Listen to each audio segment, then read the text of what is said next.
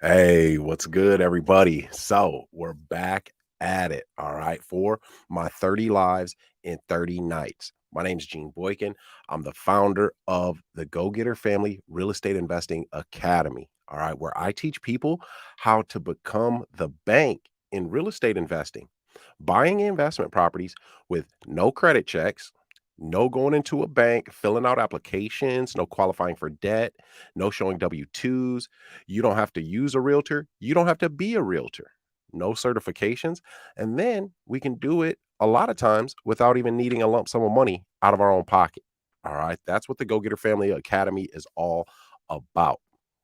Now, tonight, all right. And I believe this is like live number 16 for my 30 Lives and 30 Nights edition. Um, so for tonight, though, what I'm talking about is the three cardinal sins that wholesalers make, man.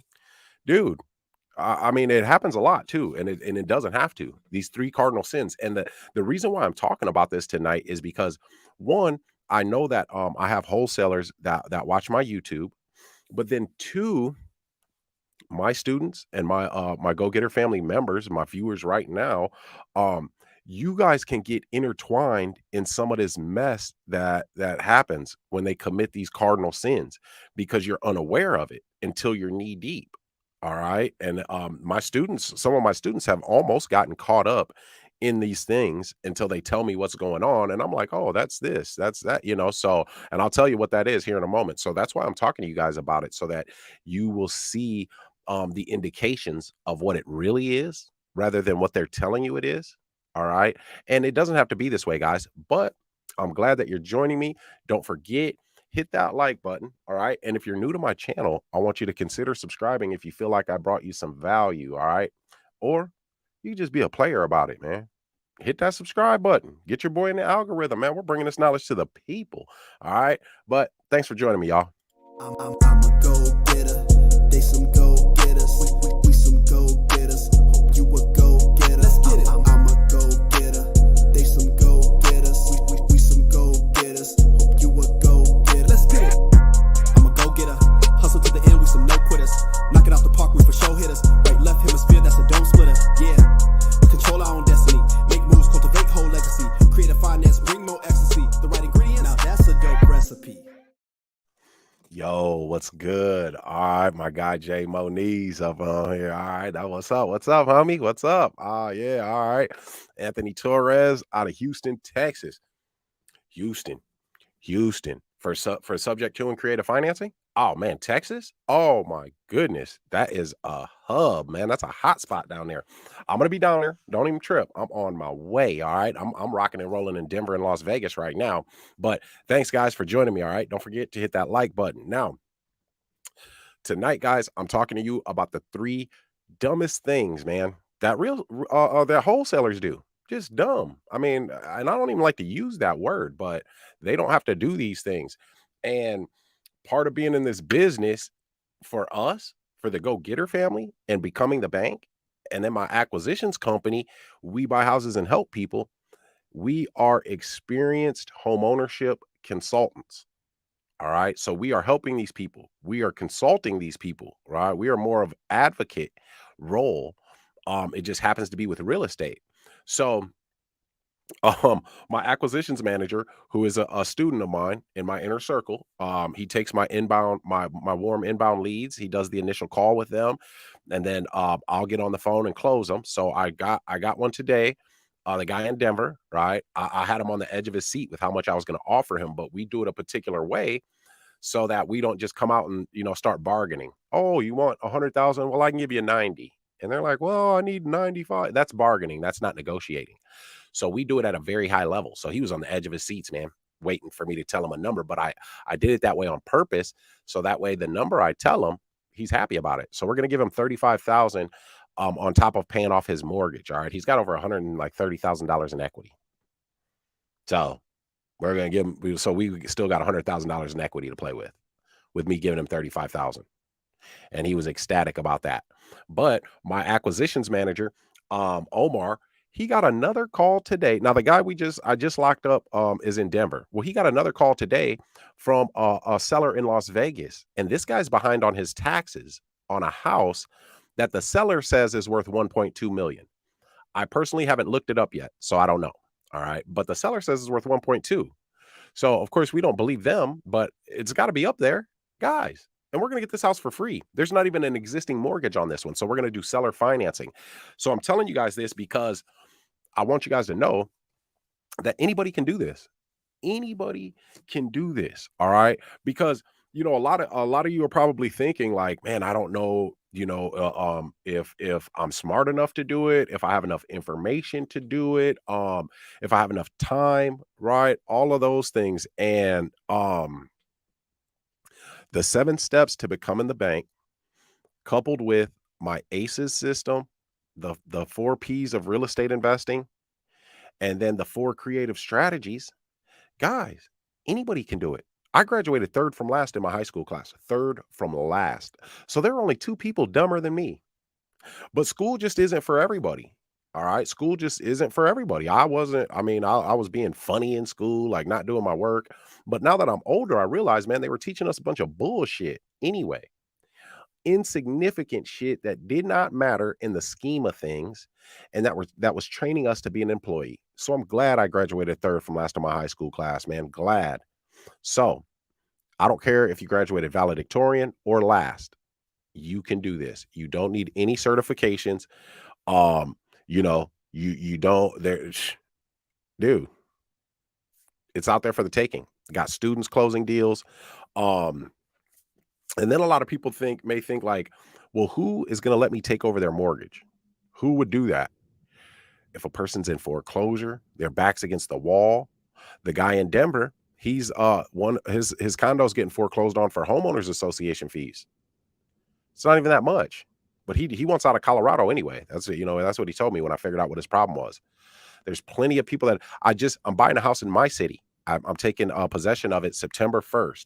And it's a doctor's house. She's a doctor, but she's moving out of state to her new position because she just got done with her residency, doesn't have much equity, was carrying 2 mortgages, didn't want to do the repairs, didn't want to have a realtor bringing people through there, walking through there. So they had to have the house all nice and tidy because they got a couple kids.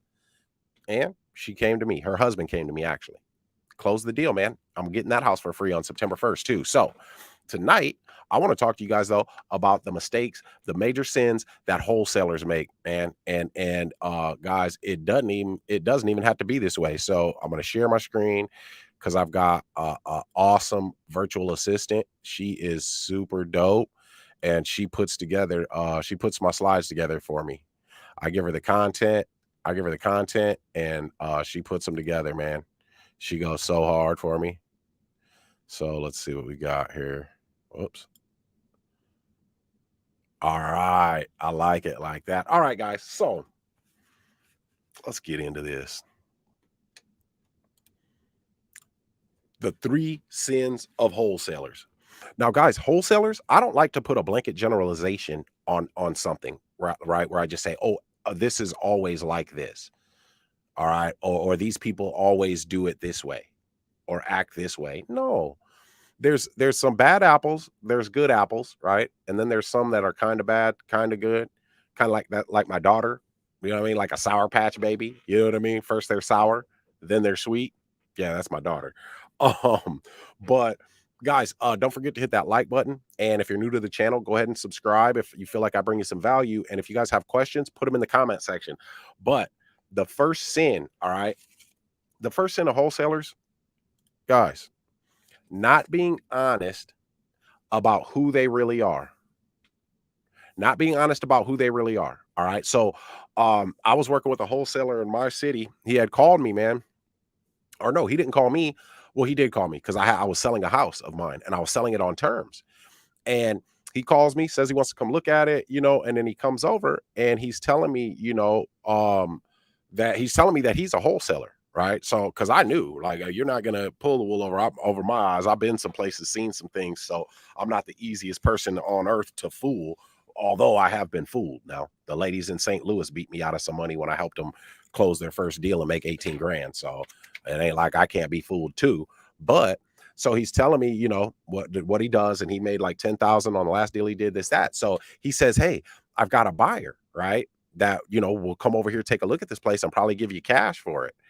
And I'm like, cool, man. What do you want to make out of it? We can work that out. As long as I get what I need, you can get the rest. Whatever's on top of what I need for it, you can get that remainder. I don't even care, dude. And he's like, well, when he comes over here, man, tell him we're partners and this is our house. And I'm looking at him like, huh? Partners? First off, dude, I don't even know you. So why would I tell other people that are buyers that I don't even know yet that you and I are partners? I don't know what you're doing outside of outside of this house that we're standing in right now. You could be stealing from people, man, tricking people, lying to people. I don't know. But he felt like me telling the buyers that we were partners and he was a part owner of this house was going to somehow make him more credible. All right. And it doesn't, guys, because once you start lying and not being honest about who you are, you've got to keep that lie up. You've got to keep it up. So when I'm talking to a prospect, I let them know that we have several different ways that we can help you in this situation, that we can solve this problem. All right. So we can give you a cash offer. All right. But to give you a cash offer, we're going to either have to, withdraw the money from our bank account or go borrow it from our lender. But if we borrow it from our lender, we're going to have to pay points, interest, fees, things like that. And we're a business. We don't get in business to lose money. So we have to subtract those fees and interest and stuff like that. We subtract that out of our offer to you. So the cash offer would be lower. Okay. So there's that. What we can also do is we can give you debt relief and we can take over your mortgage payments for you. And then that'll give us time to fix the house up.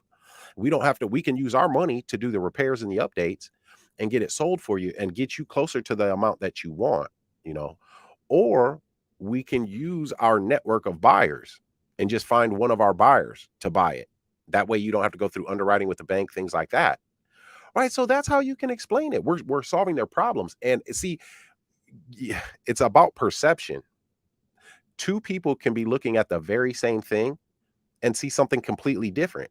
So when a wholesaler that's not honest about who they are, they see themselves as a wholesaler. They're not really a real estate investor. And a person would think they're faking and, things like that. Me, when I talk to these prospects, I see myself not as an investor, not as a wholesaler. I'm a real estate professional.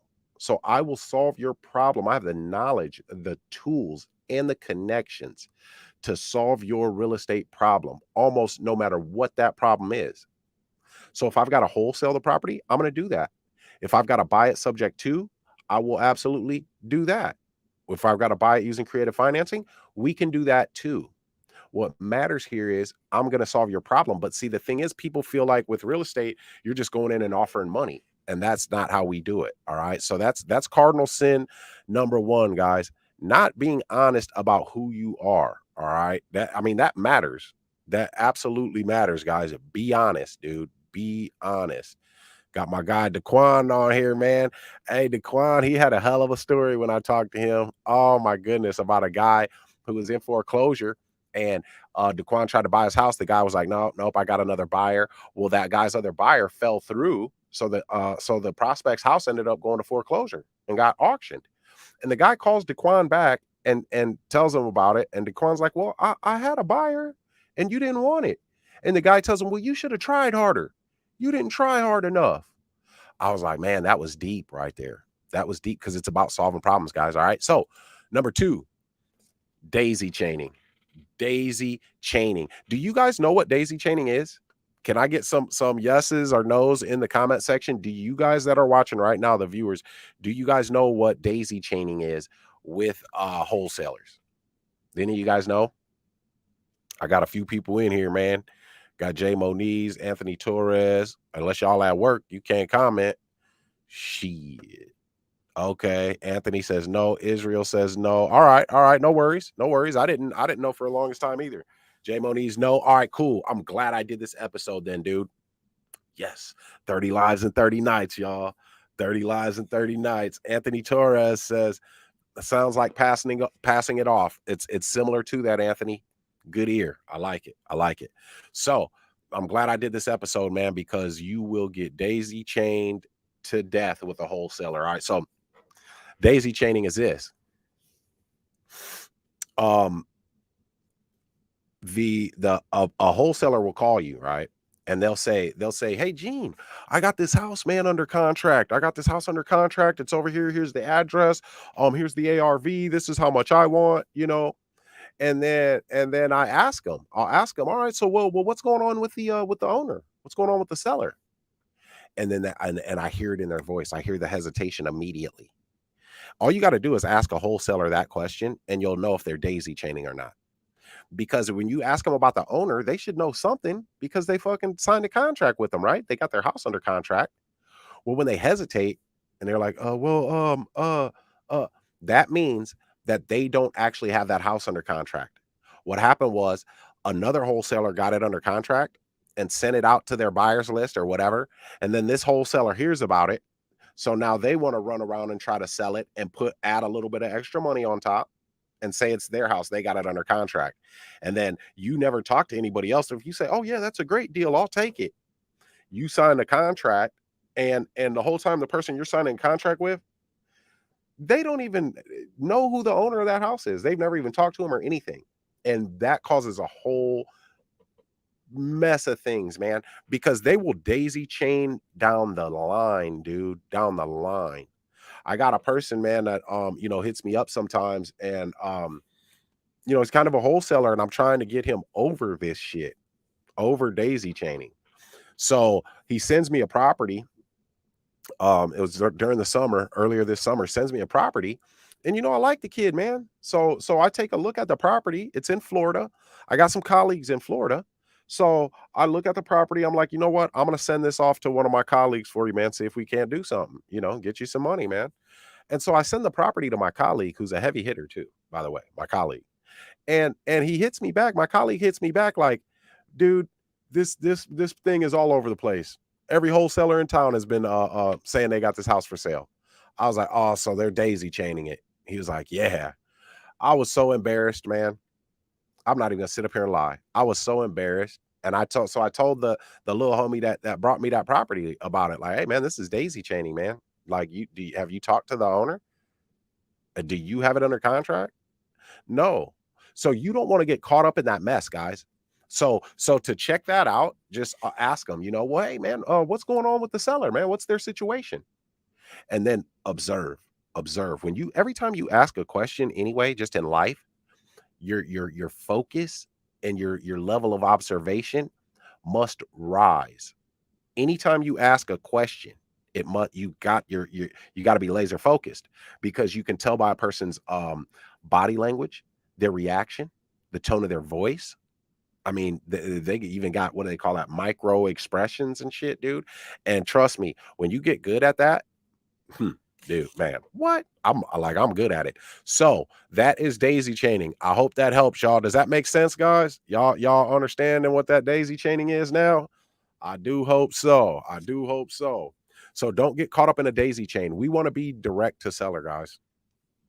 Direct to seller. And I believe that might even be the third one. I can't even remember. Let me see. Oh, offer price way too high. Offer price is way too high. So this is a huge reason why a lot of wholesalers end up failing, because they go out and they just want to get a deal under contract. They feel like if they get a deal under contract, then they're good. Like, oh, I got it under contract. Yes, I'm about to make, this big assignment fee. And that is not the case, guys, because see, understand this about wholesalers. All right. Yes. Yeah, Anthony, it absolutely is. Absolutely. I've got a 2-minute video, right, of the seller, the old owner of the squatter house.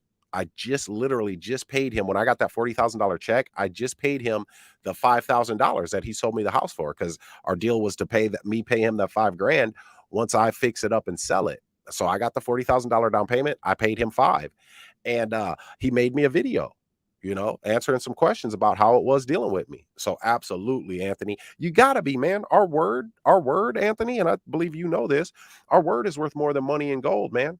more than silver and gold, man. Our word, our name, dude, our name, man. Because when people hear our name, they're either, their reaction, it's either gonna be good, bad, or indifferent. I don't want it to be bad, and I don't want it to be indifferent. Like, oh, Gene, and the Go Getter family, all right, that's indifferent.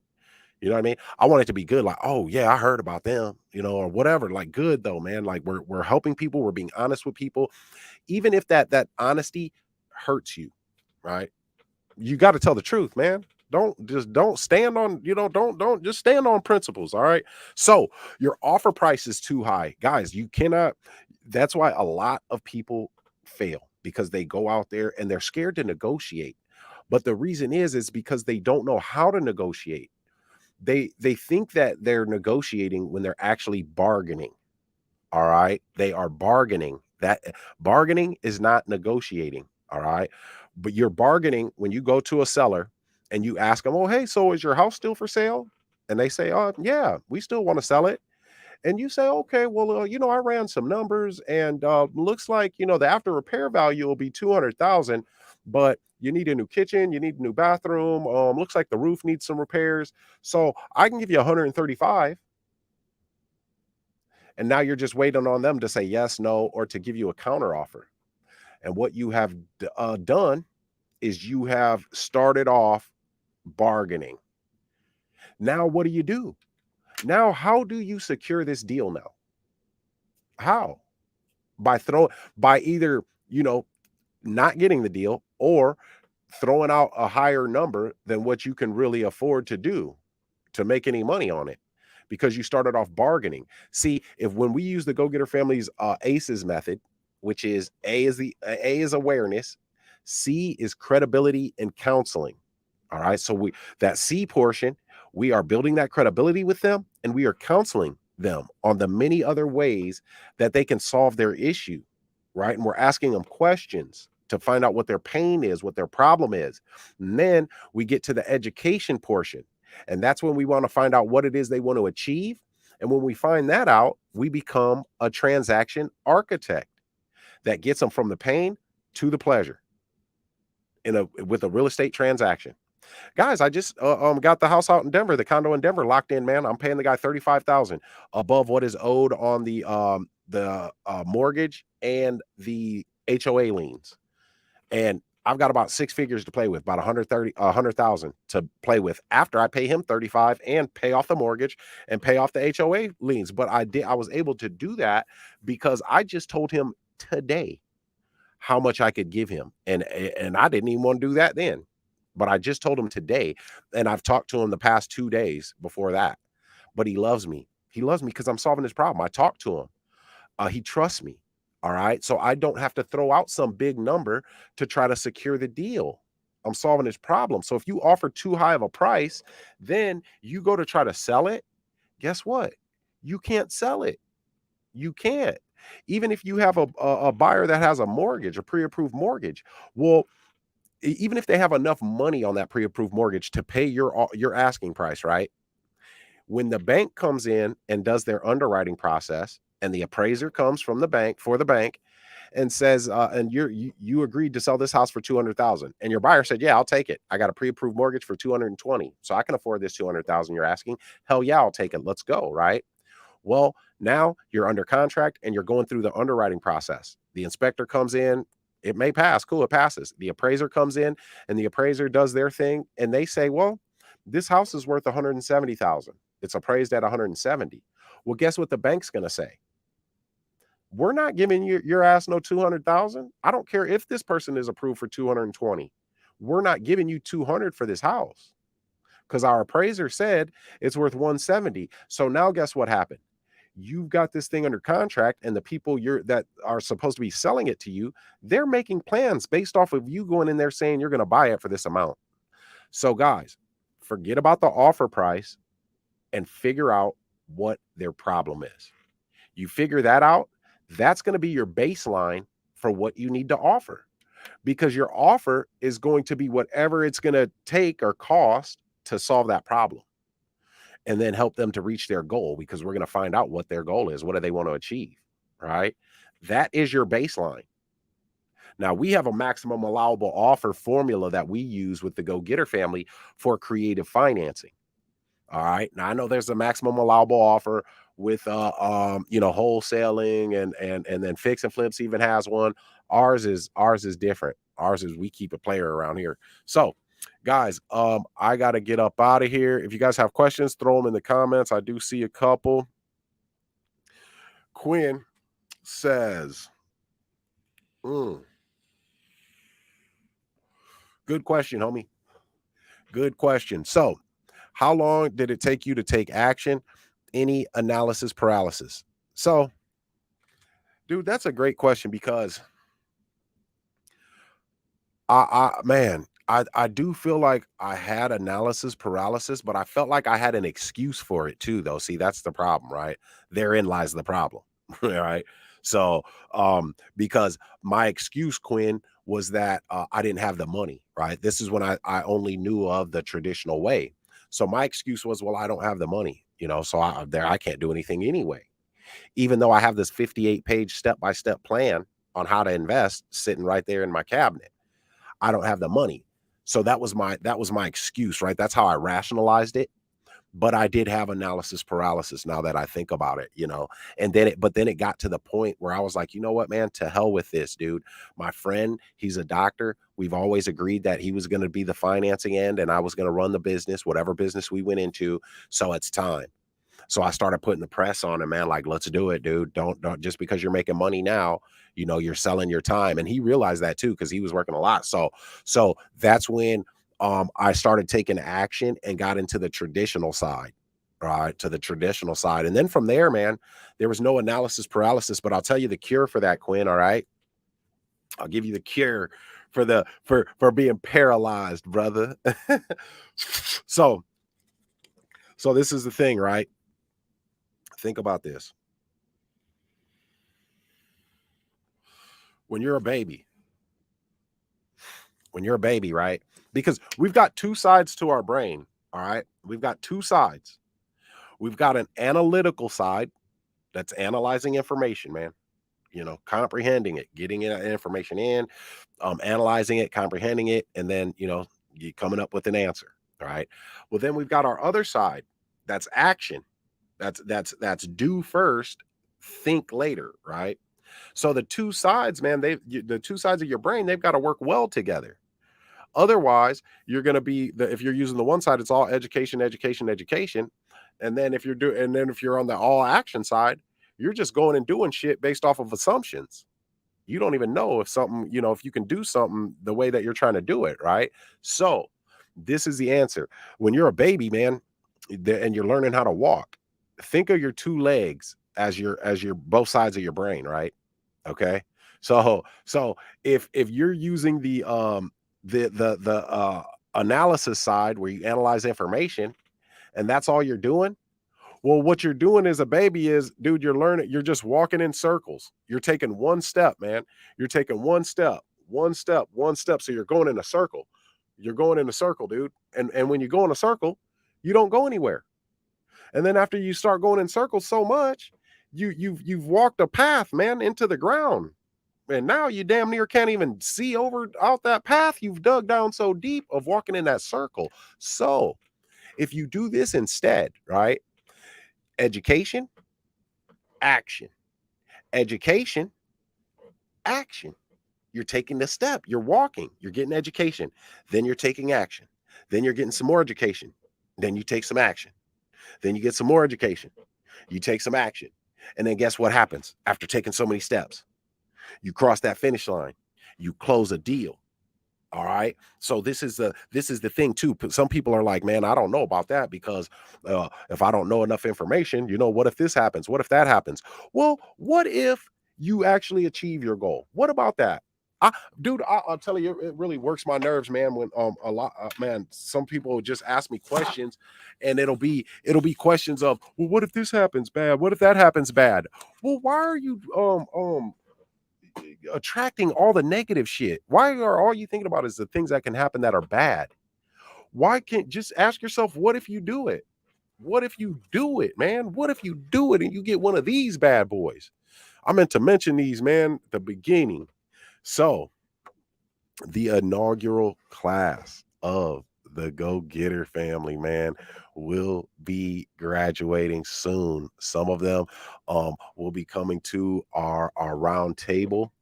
All of them are going to get one of these. I got some Go Getter family keychains, and then I'm gonna get them some shirts too. But this is it right here, man. Guy made this for me, man. Um, and it says on there, it says the class of 2022. Let success mean only that you are committed, and failure only that you've made insufficient progress. Man, that's heavy right there. Let let success mean that you're committed, and failure mean only that you have made insufficient progress. So, what that's basically saying is you need to not be so goal or results oriented. Results. And if I don't get those results, I'm a failure. I can't do this. It's not for me, right? But instead, you pat yourself on the back about your commitment. All right. So I told myself that I was going to study 2 hours a day out of every day this week. And come the end of the week, I look back and I studied for 2 hours out of each day.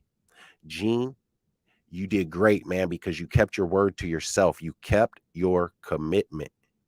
You kept your commitment. So I pat myself on the back for keeping my commitment to myself.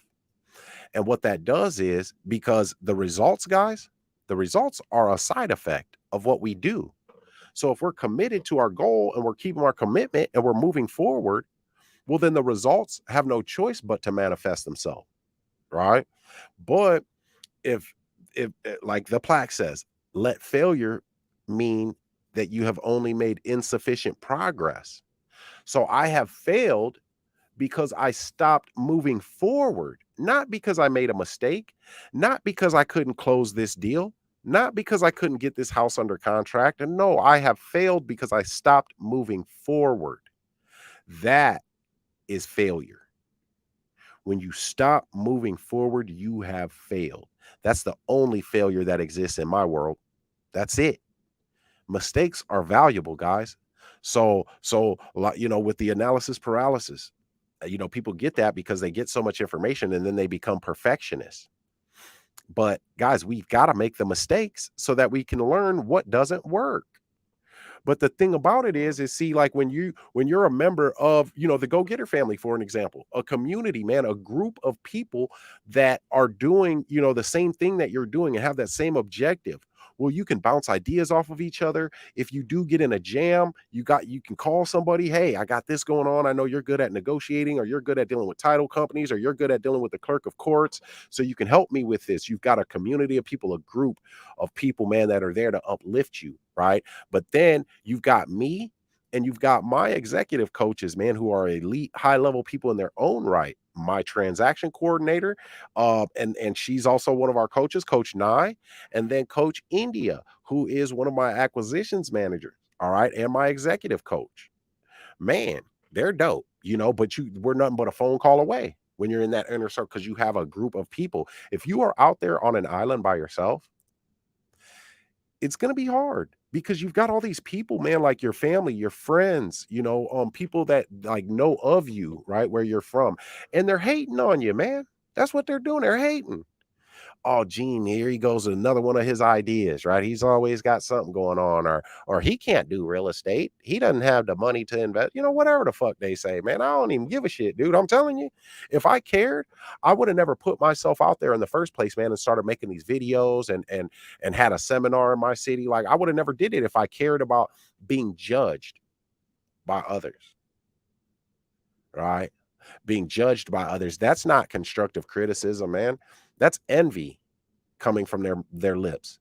See, with a group like us, with the Go Getter family, you will get constructive criticism, because the thing about it is if you can't handle the truth, you'll never get better.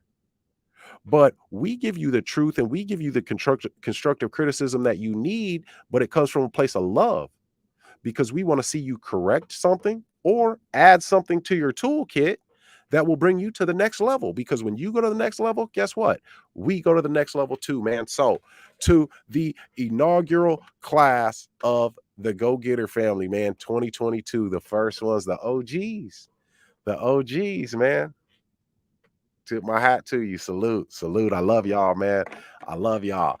So, guys, let me see if there's another question in here, and then I'm gonna get up out of here. Just wondering when the Go Getter Challenge is and how much are you spending a month in marketing? So, the Go Getter Challenge, I've got something I got to do next week. And once I finish that, I'll have the exact date, but it's going to be coming up like right after that, Quinn. And then how much I spend a month in marketing, I'm going to have to say it's a decent amount now. Like it's a good amount because I just started my text campaign, but I've got a VA that does those text messages for me.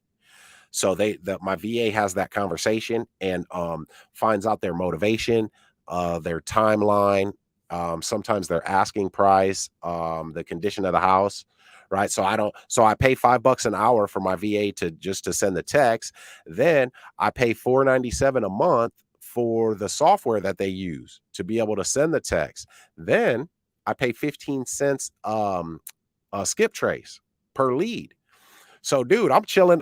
And you know what's crazy? I'm gonna tell you guys. So, I was chilling last Friday, man, and I looked at my bank account on my phone, and I seen like $700 to $900 or something come up out of that thing for my text and skip trace service. So I knew it was for skip trace, but I was like, damn.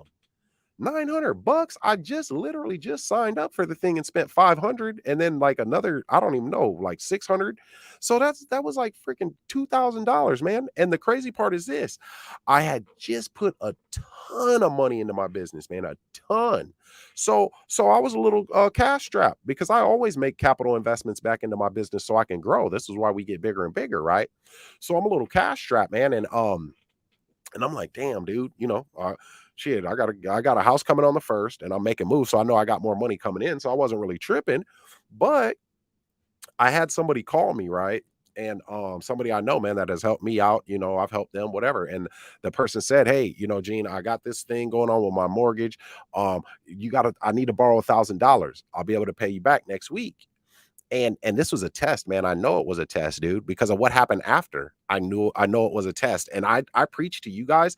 So I practice what I preach. I really do. I really, really, really do. Because I tell you guys like that God, the universe gives us hard times, difficult times as a gift to make us better. I also tell you guys that if money is your end all be all, the Go Getter family is not the right place for you, because we don't covet money. Money is a side effect of what we do. We are here to help people and to provide value and solutions, and we get paid in direct proportion to the value that we bring. So I can't sit up here and tell you guys this stuff, and then just because I'm running low on liquid cash and somebody that I care about and that cares about me, and I know they're good people, asked me to borrow $1,000 just for a week. And I thought for a split second, like, I don't know, man, if I can do that right this second now. But then I remembered what it says in the Bible, man, because I believe in God. You know what I'm saying? I ain't got no problem saying that. I'm not religious. I don't even go to church, but I believe in God. So I remember what it said in the Bible, man. I remember reading this in Proverbs, and I know I'm probably saying it wrong, right? But it's something along the lines of, if your neighbor says he's cold and asks you for a coat, and you have a coat, you don't tell your neighbor, be safe, be well, come back tomorrow and I'll give you a coat. You don't do that because you have one to give him and he's told you he's cold and you got one, man. But that might be like you might be wearing yours and then you got one extra. So you're like, man, if this one rips or I lose it, I'm not going to have one. So that's a scarcity mindset. Like, nah, he's cold, he's freezing, but I only got one extra one. So I got to have a backup. So I got to just let him be cold and suffer. That is a scarcity mindset. And I thought about that in that moment, right? I was like, damn, dude. I almost texted him back and was like, man, I can't do it because of this and that and all this and all that. And I said, you know what, man? Fuck it, dude. It's only money anyway. Like, shit. If I lose everything, I've lost everything, in my life a few times. So I know what I'm going to do tomorrow. If I lose everything tonight, I'm going to get back up and I'm going to get to it. So I hit him back, man. I was like, yeah, man, yeah. As long as you can pay me back next week, I got you. I didn't even wait for him to respond to say if he could pay me back next week. I sent him the money. Boom. So, and then I stopped thinking about it. Like, shit, I ain't about to be like fretting over the $1,000 because I said, what? No. So I stopped thinking about it. And I just kept doing, going on with my day, doing my thing, man. And do y'all know what happened, man? Do you got man, what? Dude, I probably put about $40,000 in my bank account, man, in the last 2 days after that moment. And I said it as soon as the money came started to come in, I was like, "You know what? That was God in the universe right there, man." So I practice what I preach, man. So guys, don't have that scarcity mindset. Don't let fear hold you back. But yes, I will hook you up. The marketing that the money that I spend in marketing, Quinn, to answer your question, is roughly about $2,000 a month now. Okay. So I'm telling you guys about all these warm leads from Denver and Las Vegas. So I just started pumping that money into my marketing machine. All right. So, and we're getting a shit ton of leads, dude. I've got the best VAs, man, for me and for the Go-Getter family students. Oh my God. But I've been through a lot of them, a lot. So my VAs, and the inner circles VAs, man, what they produce results. Now you're gonna have to spend money on, if you need a particular software or to skip trace leads and things like that. But if you want quality, shit. My student who's an acquisitions manager of mine, Omar, he just sent an email, man. I'm gonna read y'all the email. I'm gonna read the email to y'all. I ain't even tripping. I'm about to read it. Shit. I show receipts, man. I don't even care. I show receipts. So he sent this. He messaged Jess, who is my lead manager, and she's here. She lives in my city. Omar's actually a realtor in Florida. So he sent Jess an email and he just copied me in on it. But I told him after that, after I seen that email, I was like, shit, you need to email me every motherfucking. Oh, I can't even share my email screen on this. No, can I? I can't. I'm gonna have to copy and paste that email, man. Damn it. Hold up, y'all. I gotta copy and paste this thing. Cause I want you guys to see this, man. This shit's crazy. And this is from that 2,000 I spend a month. And it hasn't even been a full month. Can I screenshot my screen?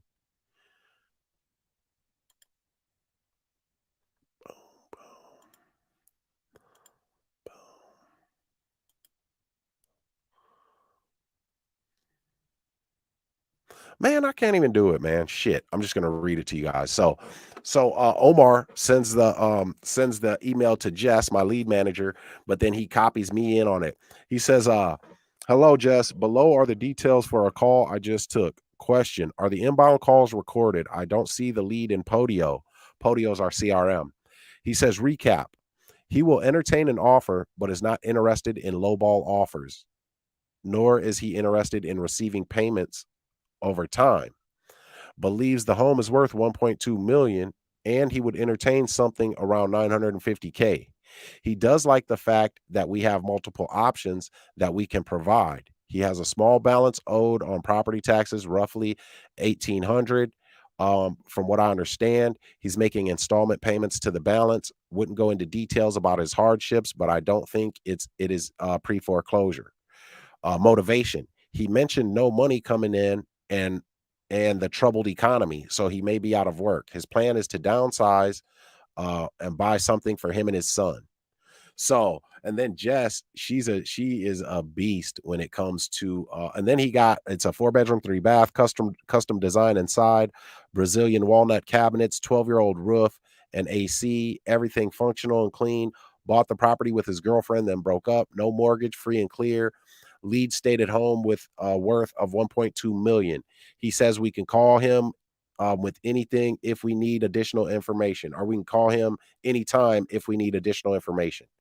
So you've got to spend money. This is what I tell my students, guys. If you're not going to spend money on marketing, that's cool. You don't have to spend money, but you're going to have to spend time or money, or some time and some money. But if you want to make people aware, that's the first part in the ACEs system, awareness. So you make people aware of you by cold calling them, door knocking, sending out mailers, sending out text blasts, putting up flyers, right? Putting up Facebook ads. How are you making them aware? So with your marketing, you're going to have to either spend money or spend your time or a little bit of both. So I spend about $2,000 now, man, a month, but I can afford it. When I couldn't, shit, when I didn't have it, I didn't have it. What market should I search for a lease option Airbnb type property? Shit. Every market, dude. Like every market that people would want to go to stay in the Airbnb. Shit. That's all, I'll take any house anywhere, man. I don't want to block myself. See, I don't want to have tunnel vision. When you get tunnel vision, you won't close a deal, man. So you're like, man, I got to get a lease option Airbnb, lease option Airbnb. No, don't try to get your mind out of that thought process, Bopley. Try to get it out of that thought process. You need to be thinking, one, how can I make these people aware of me, aware that I exist? And then how can I solve their problem? What can I do to solve their problem? And what problem do they have? And then you let the deal tell you what it is, man. You let the circumstances tell you what the deal is going to be, Bopley. All right. That's the best way to do it. That's the high level way. But guys, I got to get up out of here, man. Somebody did say, sorry, one last question, MQ. Can we buy a property that is in auction? I guess I don't know what you mean. Like at the auction? If that's what you mean, at the auction? Shit, yeah, if you got the money. You know what I mean? But I always look up properties that are going to auction, and then I reach out to the homeowners before it gets to auction. So that way I can buy that house by taking over the existing mortgage instead of going to auction where it gets bid up and you have to have that whole amount. That just makes more sense to me. You know what I'm saying? But MQ, some states do also have what's called a redemption period. So after the house has been auctioned off, the owner still has a period of time, whether it's 3 months, 6 months, 2 weeks, where they can pay what the winning bid was plus any extra fees and costs, and they can get their house back.